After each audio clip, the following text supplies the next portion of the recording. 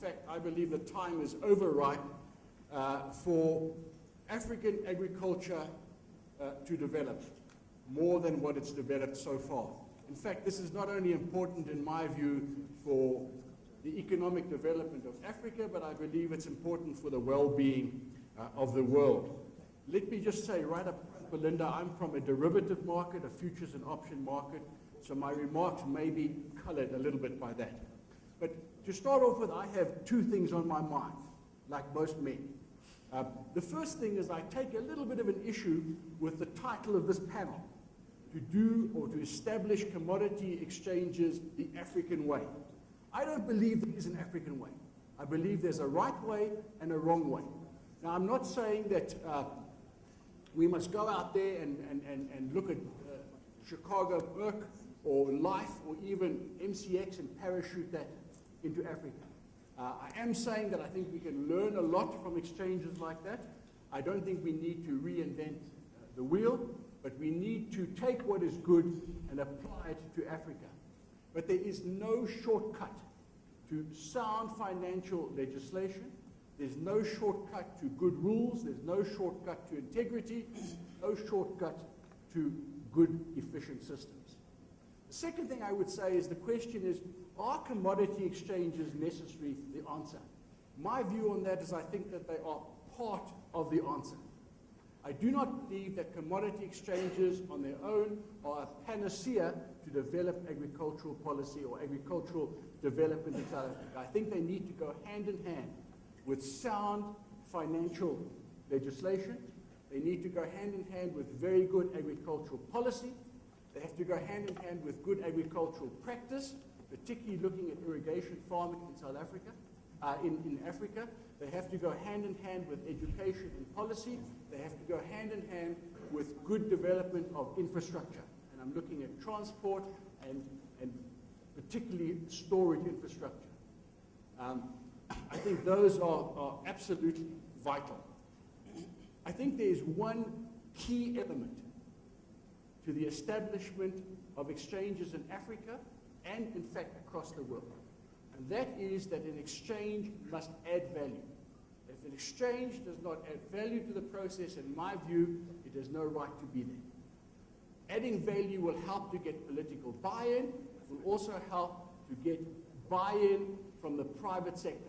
The private sector can see a value add of an exchange, they will move in.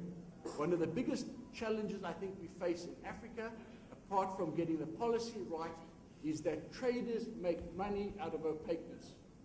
If a market is opaque and not transparent, there are large profits to be made. Therefore, there has to be buy-in that transparency is the way to go. Thank you very much. Thank you very much, Ron. You've made it quite clear. You have a problem with the title because there is no African way. We have to learn from the best practices around, and also it must add value in terms of the commodity exchange. Thank you very much, Rod. Tembrino, the floor is yours. Thank you, Belinda. From my perspective, I'll agree with what Rod has said, but also add, I think looking at the theme of this company, a very, I think, timely one, starting probably with what is the promise of exchanges. We read these things in textbooks, but I think just to put it, out there and put it on the ground, the issue of transparency, as Rod said, that there is a perception, maybe so, maybe not, that traders actually thrive from the opaqueness. But I think the promise of commodity exchanges is that you can still make money by being transparent. And the issue of market access, I think the previous speakers touched on that. How do we make our markets accessible? And linked to that, our small and medium scale producers. I think this is where the African way part of it comes in. Because when you look at the politician who intervenes in the primary stage, he puts support and to some extent pours a lot of money into the market. The role of exchange probably helps, as Rhoda said, it's part of the solution. It is not the solution, but it's part of the solution. It does help our governments channel resources into, the more, I think, priority areas like infrastructure, policy, research and development. How do we get our farmers farmers to improve on their yields. What is the promise? The potential for government and the private sector to work together in a coordinated way. When we opened our session today, we had a very nice dance, organized chaos, if you like, and I noticed the regulator in the background, ensuring that everything is in order. And I think that is the way to go.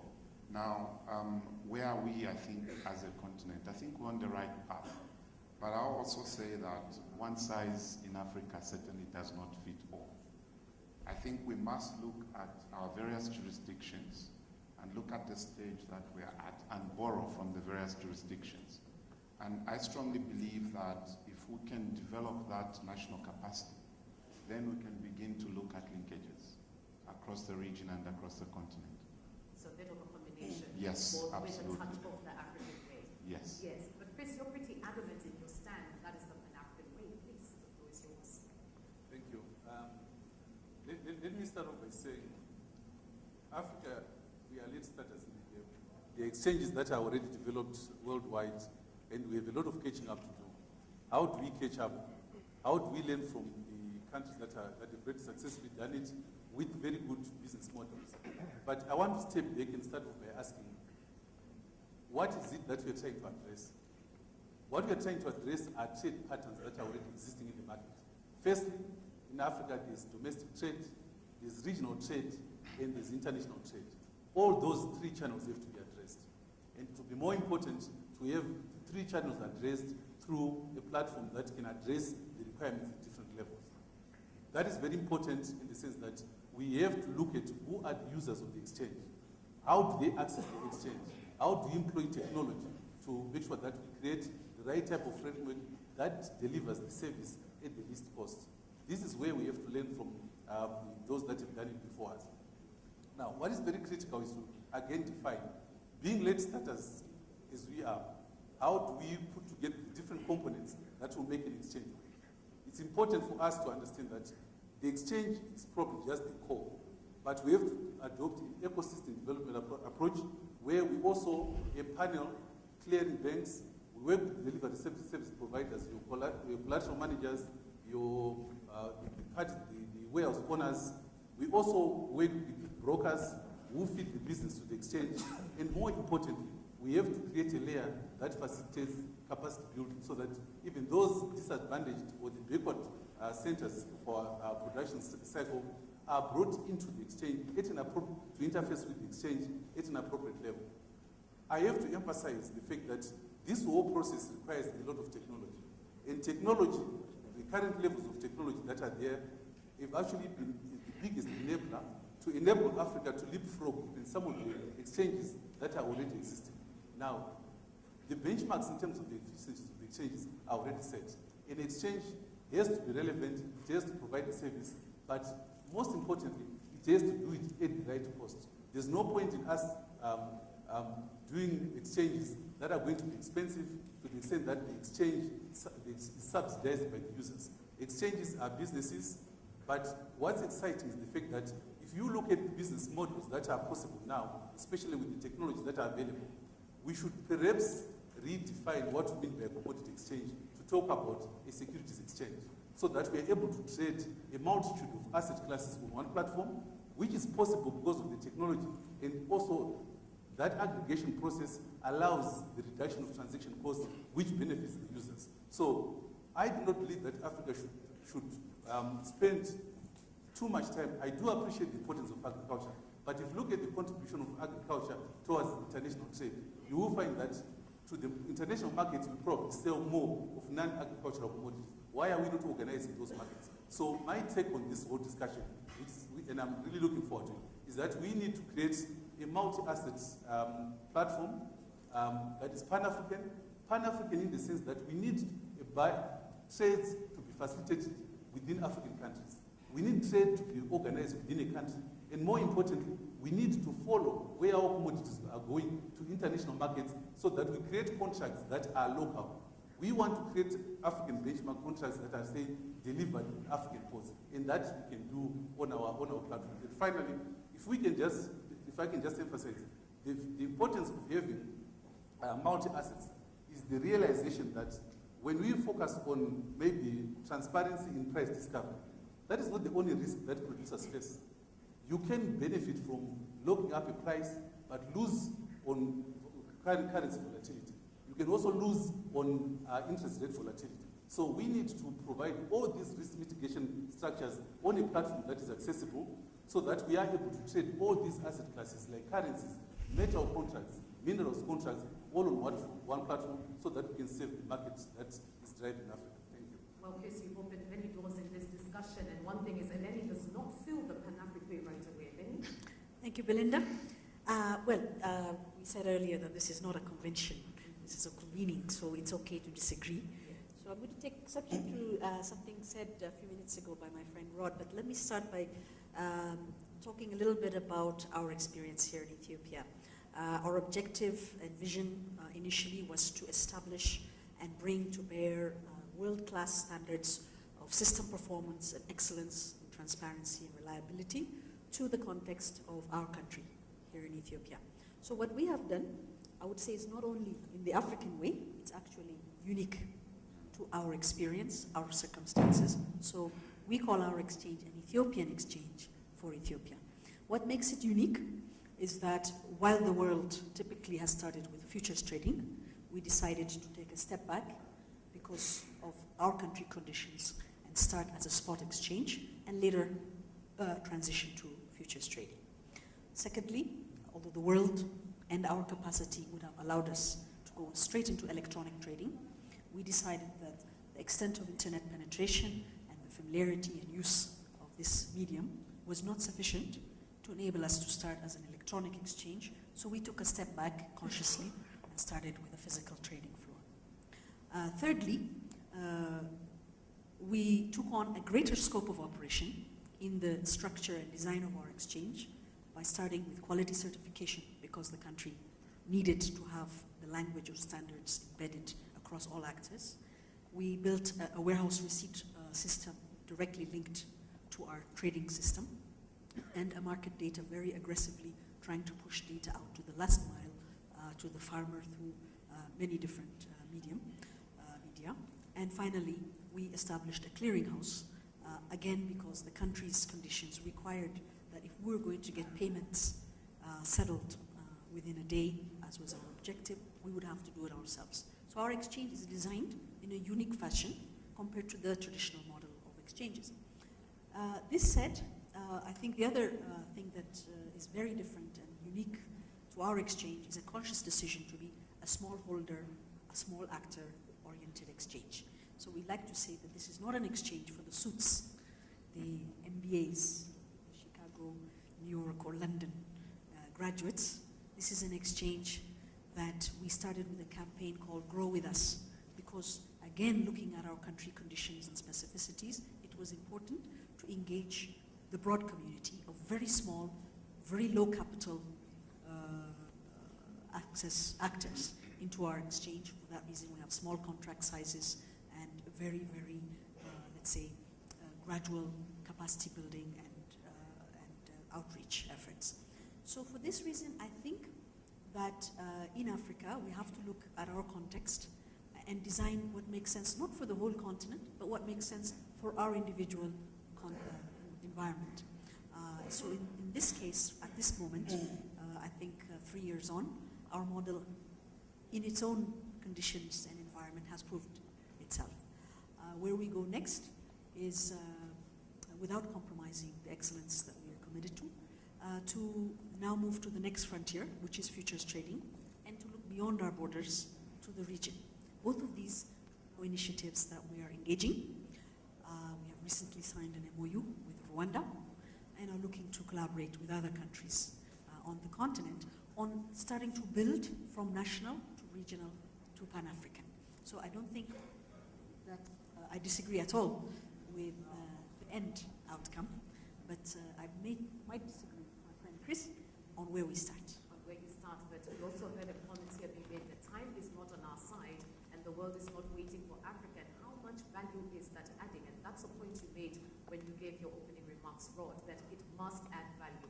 From your share a little bit with us your experiences and hearing the different views on where Africa is headed. commodity exchanges. Time is not on our side. We've heard Eleni's view, where we start small, national, then expand regional. Chris's open view of Pan-African and doing different areas, not just in agriculture. Share with us your views of the experiences you've had 16 years as it is with Safexon. Let me just start and say, if I talk about adding value, where does a commodity exchange add value? In my view, particularly with regard to the transparency of pricing, is very important, and they're probably more on a spot or physical exchange. But on a derivative market, your big value add is the ability to manage price risk. And I think we're going to get into price risk a little bit later in the conference. And that is not so easy with, in a sense, with a spot exchange. This whole question of regional or national, regional, Pan-African, I think at the end of the day, it's the same question that you have to ask about, can every country afford a national airline? Or are there better ways, more economic ways of doing it? And I salute Eleni for what she's achieved here in Ethiopia, and I think that gels with what I said, is to take what is good and build it and to make it workable in a particular area. But I do ask this question about, how much resources are we spending on some type of national exchange, which might not be necessary. And I'm tending, I think, now towards a view of perhaps what Africa needs now is access to instruments, which is slightly different than every country or region actually providing instruments. That if instruments work and can achieve the objective of what they're there for, transparency, or for price risk management, then perhaps allowing access to well-regulated exchanges might be a better way to go. So in my analogy, should every country have their own airline? I don't necessarily think so. I do think maybe we can learn from Virgin Atlantic, but what the countries do need is good airports and good infrastructure to allow people to fly, because isn't that really the objective? Well, Tembo, regional versus national exchanges, now it is out in the open. You seem to think that it should be a little combination of both, and say earlier on that we are on the right track. Please expand on that. Well, the reason why I say that is that Africa is seen as one whole, when in actual fact it's quite diverse. I mean, I'll give you an example. Zambia doesn't have exchange controls, foreign exchange controls. South Africa has. And we working with SAFEX to try and have a Zambia origin, Zambian delivered grain and oilseed futures contract that's listed on SAFEX to tap into the liquidity, the sophistication that exists in that market. But one specific challenge is that their particular environment will not allow for a US dollar denominated contract on SAFEX, but we're still looking at that. So these are some of the diversities that you find across the continent. A very simple example, to get a SIM card in Ethiopia, I was asking Lenny last night, you need two pictures, 2 passport size photos, a copy of your passport, but back home I just walk into a shop, $1 later I've got my SIM card. So there are these subtle differences that we have, and this is why it's not quite a contradiction. It's just probably the stage or the process of getting there. But as Eleni has elaborated, you start local, with a global focus, I think, at the end of the day. And I do agree with what Chris has said about the multi-asset offering. Because when an investor or just about anyone looks at your market, probably after securities, they want to look at soft commodities, hard commodities, and they also probably want to hedge. So we must, I think, at the end of it, all have these assets probably in one place. But I think you can't. Rome was not built in a day. Do it in stages. So you do it in stages, but then again, look at what works for you in your particular environment. So, Chris, would you say that you're trying to achieve too much in a little time? As you're saying, doing it in stages is what seems to be coming out here. Let me explain what we mean by Pan-African model, because the Pan-African model is really creating a network out of national exchanges, and there's no contradiction in that. what is important is, and let me again step back and define, how is Africa interacting with the rest of the world? If you want to know the price of cocoa today, African cocoa, you have to talk to life, you have to look at ice, right? And this, once it crosses the ocean, it loses its identity as an African commodity. That is reality. What I'm talking about is we have to analyze what sort of contracts we define as African contracts.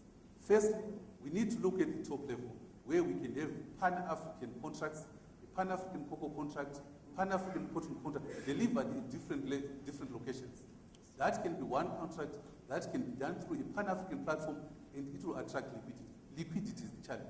We can have all our small operations, 54 exchanges, but with very little liquidity, we won't have economies of scale. It will be expensive to run those exchanges. But I'm saying technology is now cleared that area for us. So I'm saying, let's start off at the top level with Pan-African contracts that are US dollar denominated or euro denominated or yuan denominated to our Africa's choice. And then we interface with the rest of the world with contracts that are delivered FOB in African ports. That would be the unique offering, because most of what Africa is trading right now is based on CIF dynamics delivered in European port. Where is cocoa grown in UK? Right? So we are saying let's localize that and have price discovery at our doorstep and reduce the chain of middlemen and make it more accessible to the small producers who see what is being traded next door. Now, if we define that basket of Pan-African contracts, that is just one aspect of the exchange. We then follow up with what Elaine is doing right now, having local currency denominated contracts that serve the purpose of locals. That market again has to be organized through an electronic platform, through a platform that allows easy access to by the small producers. By the way, the debate of accessibility by small producers, there are so many ways that have already been done. India has been a very good learning point for me personally. I've been to rural India where I've had to go to places by helicopter because there are no roads. Right? But right in the bush, you still find an old man coming out of a temple on Friday afternoon, switches on his phone, and is getting the price sent on his mobile. So that debate for accessibility is a huge impediment, is out. There are methods that have already been tried and tested. Now, the link then, in terms of my Pan-African vision, is let's centralize the technology, because it is possible to set up an exchange in a country for less than $5 to $6 million if you are leveraging on the volumes that are traded on one technology platform. Now, I will talk about both Africa, because that is what I'm doing. But what we have done is we've got a technology platform for both spot and futures, which is already configured to speak to the cedi, the naira, the shilling across all African countries. The idea being that we will have a Pan-African platform that will do both derivatives and spot in US dollars. We change the currency when we come to Zambia, and then we scientifically explore, because not every commodity it can be listed on through a commodity contract. You have to scientifically work on a number of parameters, standardization of prices, delivery points, who are the supply chain participants, and then convince yourself that this contract can be liquid. Once we have that, so we create a network of all these exchanges, but there's one thing that should link them: interface to the convenience of the users. So you will have a broker seated in Brussels, you have a broker seated in Senegal. What he wants to see for the convenience is one screen that shows the rest of the continent in terms of different asset classes and can trade. And what's important is to make sure that that structure is done in a robust fashion, following the international structures, recognized structures like your central counterparty clearing. That is an inherent part. We are starting off with a settlement guarantee fund of $25 billion, capitalizing the exchange, giving confidence to the market. We've adopted the same IOSCOM standards and same benchmarking. That is important. It is very difficult for Africa to give confidence to the international partners if there's 54 of us shouting with little voices. But if we collectively pull our voice, we are best. So these 54 voices should come together and ching, ching, ching, funds. That's 54 voices should come linked by technology, linked by systems, linked by rules and regulations. So that if a broker is in Japan and is trading cotton from Mali, they must not look back and say, where is Mali? They are looking at one brand that is benchmarked to international standards. That is what Africa needs. And it is really a collective of the individual contributions. Okay. Belinda, can I ask Chris, in your Pan-African vision, Do you see me getting out the way and ECX will become part of West Africa? Let me put it this way.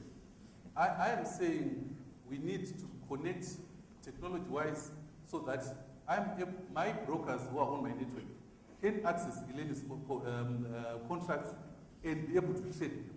That is the communication that I'm talking about. Now, in our West Africa model, because we realize that we have the technology, and believe me, we've been to 25 African countries. We've done a legal due diligence in 20 African countries, but we've also done the due diligence of the regulatory framework. We have passively, and we are approaching each systematically because we've already created a template. Our experience in Botswana was enriching, because when you go to Botswana, the regulatory framework was not that fully developed. But what the minister said, I like what you're saying. How do we? So we brought in consultants from India, from Turkey, from Russia. We built a template on best practices that is international, compliant with the IOSCO condition.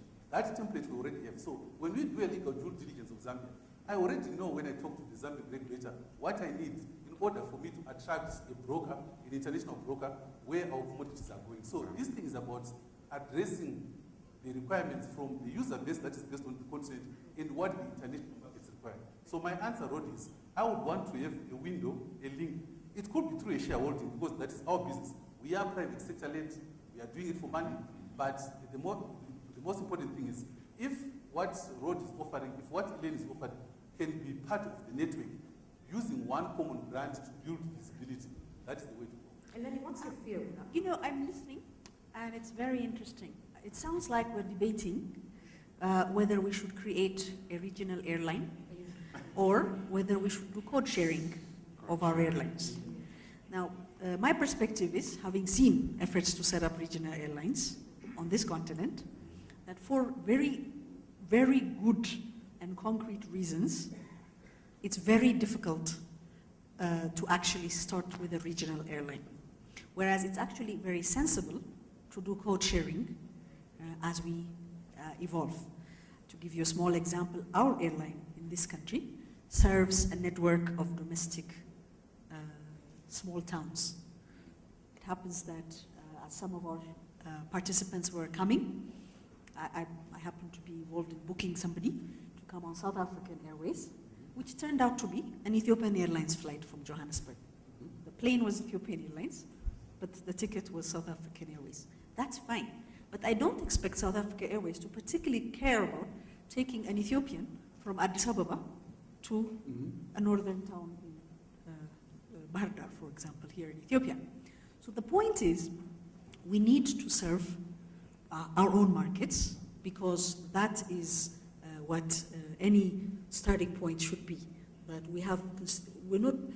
I think our starting point is not how we can move paper around the global financial flows. It's about how to turn the commodity held by our millions of small farmers, how to turn that commodity into asset in a way that benefits our economies. Code sharing is a must. It's good for all of us. My dream is that we will establish in the near future an East African coffee index. We will link with Rwanda, Tanzania, Kenya, Uganda, and cross-list, code share our contracts so that somebody interested in coffee doesn't have to reference New York and do the premiums and discounts. They can look at an East Africa index through our common linked platform, but deliverable in Kigali, deliverable in Nairobi, etc., etc. But the point is that our markets have to serve our own needs, first and foremost.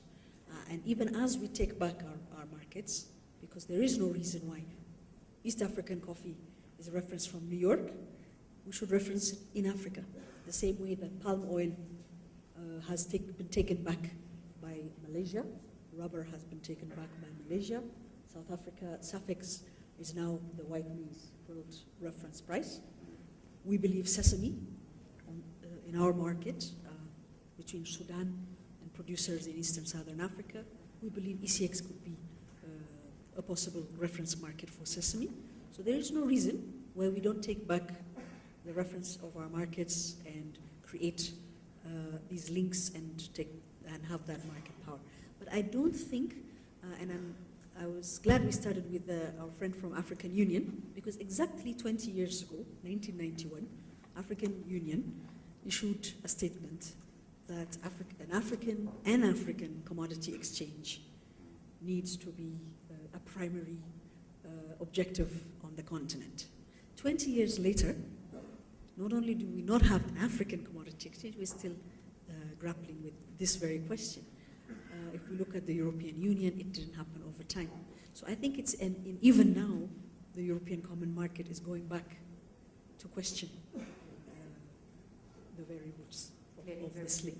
So I think we have to be practical and remember why we're starting this whole thing.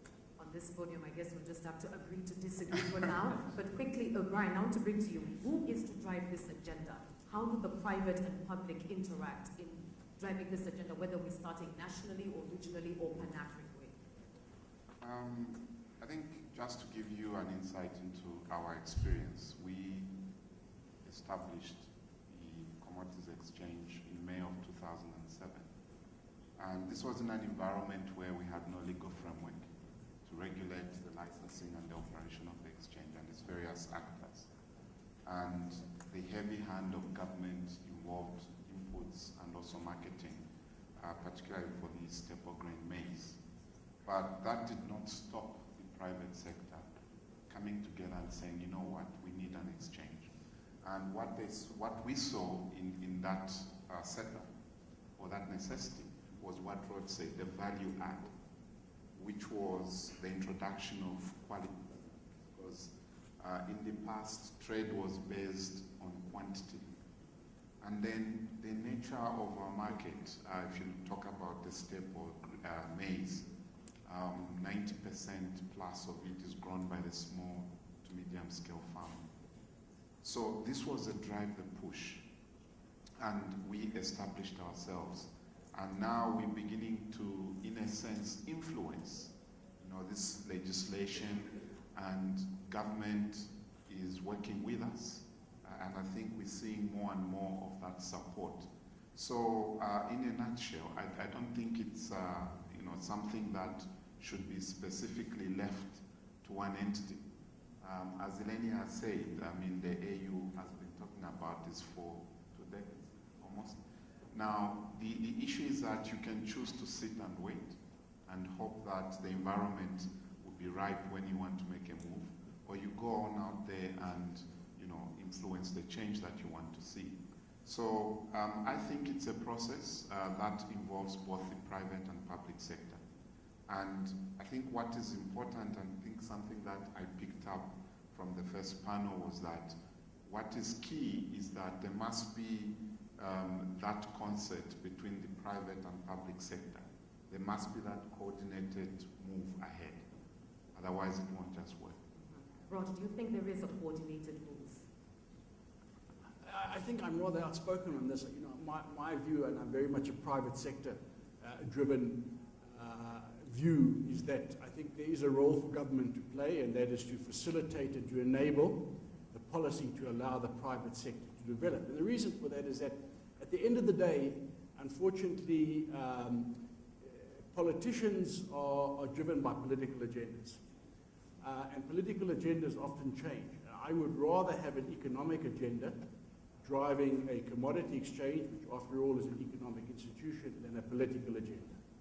It's true that political agendas do change, but is this achievable without the political aspect? Because you do need the legal framework. No, and that's why I say I do believe that the politician should provide the enabling environment. We were very fortunate in South Africa in '95, as I think everybody knows. We had a major change in government, and for various reasons, which one day I might write a book about, the government withdrew completely from agriculture and interventional type of activity in agriculture. So they created this vacuum. And once that vacuum was created, the private sector stepped in and provided the marketplace, the exchange. Sometimes I wonder whether the government were fully aware of what we were doing, but it happened that way. But the vacuum was created, and I believe that if that enabling environment is there, then private sector will move in. I think one of the difficulties is inconsistency in African policy. You will never get an exchange developing if you have interventionist policies of import and export bans. It just makes it too difficult for the private sector to commit money into that environment. And Chris, it's all good that we're sitting here talking about the private and public sector working together and everything, but reliability, efficiency, and transparency, those are the three main factors to make the commodity exchanges work in Africa. At the end of the day, all this has to be told to the farmer. The farmer has to trust whichever system it is. They've got to understand. So basically, education. How do you manage to educate the masses in understanding that this is for their good, regardless of which path, as you're letting have different paths you choose to take? Belinda, that's a very valid question. I think there's many learning points, especially when you look at India. But let me just take a step back and comment on the issue that you asked my colleagues. The appreciation that we need to make is the fact that an exchange is an ecosystem. What we call the exchange, the matching engine, the clearing and settlement, the warehouse receipt system are activities centered around exchange. And my view is we need to bring in as many parties as possible, government, the private sector, and the donor community, but each party must play to their competencies. We must not have government doing things that the private sector is capable of or better than managing it. And equally, there are certain activities that might appear to be of a social nature where the private sector will commit resources because it's part of building their market and make them feel good, but those get led by the donor community and the government. Let me be more explicit. As far as I'm concerned, the exchange suite is what you see in the middle. But let me give an example in India. In India, there's a partnership between my parent company, FT, and the State Bank of India, where they are setting up a company called National Bulk Handling Company. That company now owns 9,000 storage facilities at 900 different centers. Now, ordinarily, the issue of developing facilities, which are very critical in terms of post-harvest management and preservation of quality, which is essential to support the exchange activities, that ordinarily would not be an exchange-related issue, but it's the private sector that is bringing its technology, this domain expertise, to partner the government and creating capacity which complements the activities of the exchange. The same thing with the capacity building. You talk about educating the rural woman, the rural farmer. That is very important. But that has to be cooperation between the private sector and the government and the donor community. And this is where I believe the donors should focus their efforts, not in running exchanges.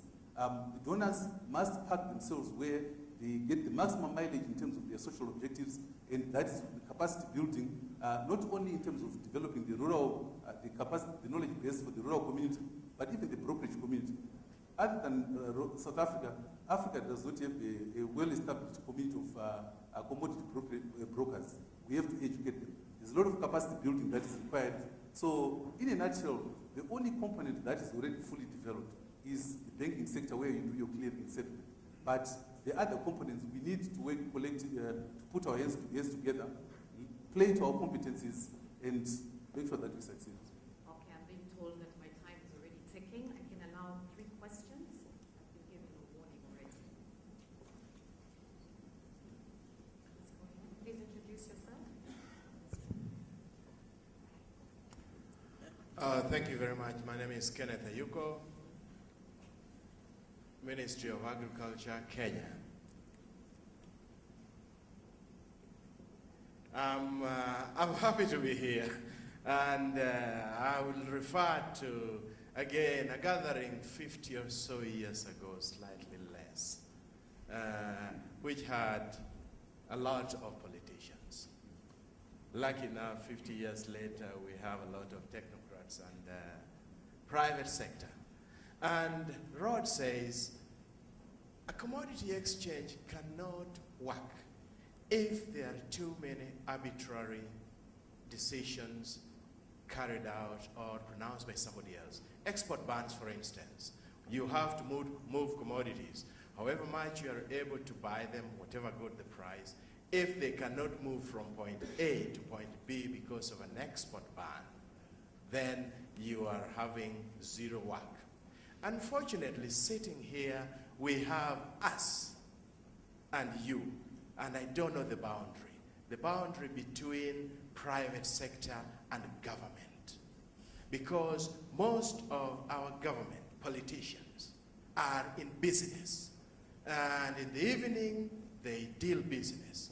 During the day, they deal policy.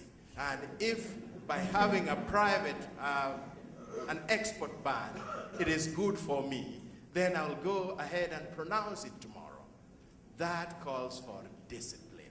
It is what we are lacking. If we don't have that discipline, if we can't play by the rules, if we don't have a framework of how to go ahead, then we'll talk 50 years from today, we'll be sitting here and discussing the same thing. The second point, on the boundary between Ethiopia and Kenya, maize moves, and consumers, producers sell it, and consumers buy it because it can get from point A to point B. Over 100 years ago, Cecil Rhodes talked about Cape to Cairo highway. A few years ago, we were talking about Mombasa to Dakar. And we are still talking, unless we are able to do something about that. Then let governments or governments not interfere with cross-border trades. Thank you very much. Thank you very much. You, sir, should be on the podium. Thank you very much. Let's go ahead and introduce yourself, please. Hi, my name is Clive Furness. I'm the Managing Director of Contango Markets in the UK. Eleni mentioned this, and I'm very interested to hear the panel's view, and I think Brian and Rod alluded to it with their cooperation. But I wonder whether the actual title of this convening is wrong. I wonder whether it should be commodity products in Africa, because actually I wonder whether we should be thinking about the product that Africa trades, not where it trades it. You know, the benefit has got to come back to Africa, whether it's traded within Africa or it's traded outside and the benefit comes back in. You know, the danger of creating the East African Index is that, yes, you want to create something that is your own product, but actually what happens is it just gets referenced against the differential against New York anyway. So what you have to find are products that encourage the entrepreneurial specialists, and there are millions of them in Africa, to actually trade those products, whether or not they're traded in Africa. And I think thinking about the problems that Africa faces, and we've already heard a few of those today, and we're only 2 sessions in. I wonder whether actually we're you know, Chris, I think you put too much faith in the electronic platform and not enough faith in the product. I think electronic platforms are 10 a penny, they're commoditized, you can get one off the shelf. Doesn't matter, you can get those. What worries me more is the product, and I'd like to hear about the idea of the African product from the exchanges. Thank you. Thank you very much. I think we can take one more. Good morning. My name is Nadir Meran from the African Union Commission, working in trade. I would like first of all to thank Dr. Eleni for organizing this important conference in order to allow us to exchange on commodity exchanges. I would like to maybe bring to your attention the issue of the Arusha Declaration. I think it's an important commitment taken not only by Ministers of Trade in 2005, November, but endorsed by the summit of January 2006 by the heads of states. So it's a mandatory issue, and the African Union did something at least. Maybe our commissioner didn't have time to explain. I would like to say that the task force, which is in fact a think tank, was created last year.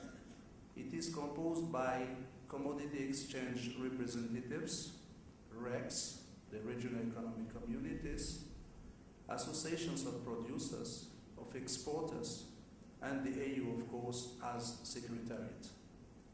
So the task force had its first meeting last year, and some recommendations were drawn, and among them a study, a global study for African commodity exchanges. To come back to the political picture, it's not the Arusha Declaration was in fact, and Plan of Action was in fact a follow-up to the Abuja Treaty, which exists from 20 years. And it's also in line with the Minimum Integration Program, which is also a continental program, as you know. And so the political picture is there. Now the problem is how to implement. Implementation depends not only from the African Union, but also from the RECs and countries. Everyone is committed. And I think that the Declaration of Arusha or the Plan of Action was clear on that, saying that, first of all, we set up that think tank, but that think tank will be just for guidance, for strategic guidance, no more. The second issue, or the second objective of the Plan of Action was to encourage the creation of commodity exchange in Africa. I think from 2005 to now, we have we had before commodity exchanges, now we have new ones, which means there is a fruit of that work. The other issue was to think about the feasibility of creating a diversification fund. And that one is not only technical, but it's also depending of funding, which is a very big issue. And last and not least, how to help the producers and exporters to strengthen their capacities in order to be really very performant economic agents in the economic area. Yes. So those main objectives of the Plan of Action of Arusha are ongoing. If you see now how it is working, it is ongoing, but it needs a long, long time because it depends also of the integration program in Africa, which is another issue, more political than, I think, technical.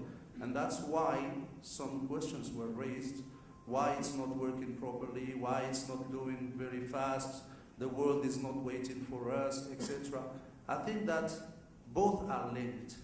And where we solve the problem of integration, I think the commodity exchanges will work perfectly in a normal, like a normalized environment. Thank you very much for that clarification, Mr. Nadir. I will ask my panel to answer the questions as they also give their closing remarks. Chris, you have apparently too much faith a little bit in electronic. So basically, electronic versus floor trading, how do we maintain that? The boundary rod between private and public sector. We heard from my fellow countrymate that they might kind of integrate during the day policy, at night business. So where is the fine line and how do we interact them? And Eleni as well, as you also share with us on how you've managed to deal with the transparency, making the Ethiopian Commodities Exchange transparent, and as well you, Mr. Tembo. We'll start off with you, Rod, please. Can I deviate just for a minute and say I think what we have also missed out on that is the need for infrastructure development, the need on better productivity in agriculture. If we could produce more, we have the soils, we have the water. If we could produce more, we'd get rid of a lot of risk of production, we get a lot of, those problems will disappear. We'll stop talking about commodity exchanges because they will develop naturally because we'll have the product. So I think sometimes we must get the priorities right in that. And I think that, as Kenneth said, I think it was a great point. Let the politicians do their work and let the private sector do their work. And don't mix the two. Okay. And those also your closing remarks. Thank you very much, Rod. Chris? Thank you. Firstly, let me respond to the questions raised from the floor. I think the issue raised was, do I have too much faith in electronic platforms? Yes, I do have faith in electronic platforms because that's the way to go. Let's look at the evolution of all the exchanges owned by the countries that are doing better than us. They started off through those systems. Now they're electronic because there's wider coverage.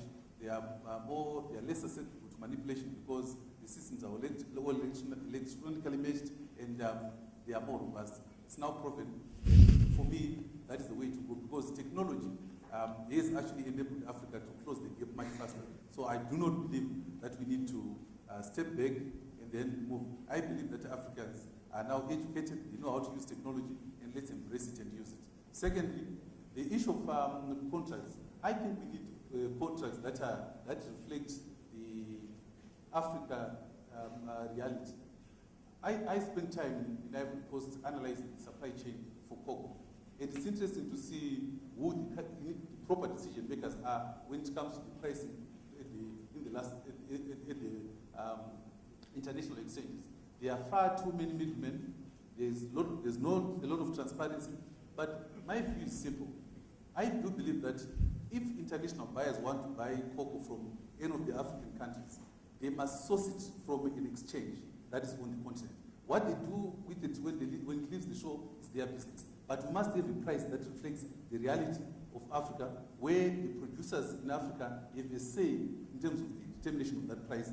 It's a democratic process where you set up an exchange, there are more participants, the price discovery is done closer to the source of production. I think that's the way to go, because that empowers the producers, they know more about what is happening. It also creates instruments that allow them to access funds from banks and grow the production base. So I'm convinced that what Africa is asking for is not a substitute of what is happening on the international markets. There are role players that are going to continue trading Africa's commodities on international exchanges. But what we need is to also create a platform that complements what is also there, but empowering Africa in the process. So my argument is that we need that. As far as the issue of electronic platforms are concerned, I don't agree with you that it's not a cut and paste job. Africa has got different challenges. We need to have systems that are properly integrated, from matching, clearing and settlement, depository, warehouse receipt facilities. That is a comprehensive platform. Because we are late starters. No, I already have it. and I think what's more important behind all this technology is domain expertise. What we need is to learn from countries that are similar to Africa. And that's where I go back to India to say they have succeeded in setting up exchanges that have grown to become very liquid under fairly difficult conditions. India and Africa mirror this. It's not a cut and paste job, but more importantly, there's a lot of relevant lessons to be learned, not only from India. Brazil, for example, as far as currencies are concerned, we have studied those markets. Lots of similarities and interesting ideas that we come from the MNA, and that is what we're going to come up with. Now, in terms of the closing remark, I want to take away the fear that the Pan-African model conflicts with national aspirations. All that I'm saying is, Eleni can set up the entity, Brian can set up his entity, and suffix is already there. What I want is for these exchanges to speak to each other using common technology, common platform, rules and regulations that are respected internationally. So there's nothing like a handbook for Zambia that is different from Malawi. It has to be one brand. Now, if we speak that language, then the private sector is more than happy to put in money, and we don't need even the African Union to facilitate raising the money. It becomes a business. It becomes just like any banking opportunity where the market is defined. We need spot exchanges because Africa is where the physical commodities are. There's no argument about that. We need futures because we are integrated to global markets. And there are so many risks that we are now facing to do with currencies, to do with interest rates, because our producers are borrowing. So we need a combination of spot, futures. We need to integrate all these international exchanges so that we can speak with voice, with relevant contracts. Some for the local domestic market, some for regional, and some for international. If we can do that, Africa is destined for great things. Thank you very much, Chris. You brought up the future and sports exchanges. There will be a plenary session on the price volatility, so you'll be able to get more into that. Tembo, your closing remarks? Thank you, Jorinda. Starting with products, someone said that perhaps we should have been talking about products. The comment is that markets obviously establish the products. And I think one thing that we must not miss as we look at our various markets is that agriculture does not take place in town. And most of the African landscape, they are small and medium-scale farmers that are involved in this activity. Even with their low yields, they are producing, I think, produce that we are struggling to handle. So the infrastructure is not there. And this leads me to government's involvement, I think, as a facilitator of business. My government in 1991 made a bold statement that they had no business in business. Their role was that of facilitator of business. And to borrow from what Chris said, we want to see, I think, across the continent, the various actors stick to their specific competencies. We will inevitably overlap, but we should not forget, what our role is. Then the other issue I wanted to comment on is the issue of subsidies.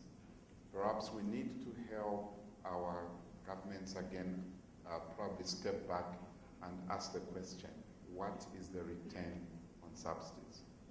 There might be a political return, but what is the economic return on subsidies? Maybe some of that money should be channeled to facilitate this infrastructure, the hardware that has been talked about.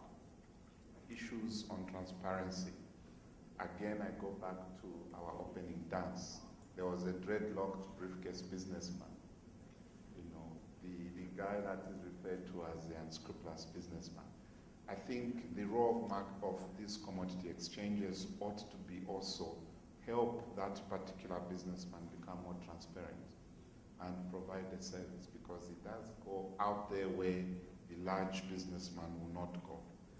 And also eventually, I think finally, to be able to come to an understanding that, yes, commodity exchanges are not the solution, I think, to our respective markets, but I think they are part of the solution, to the larger picture that we faced with.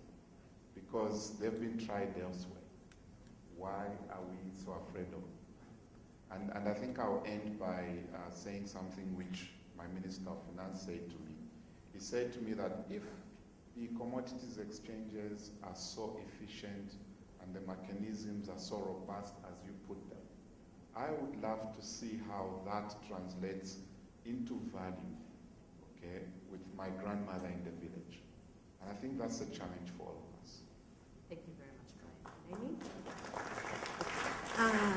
Well, I have the last voice on this, and I actually, for a change, agree with most of what my co-panelists have said.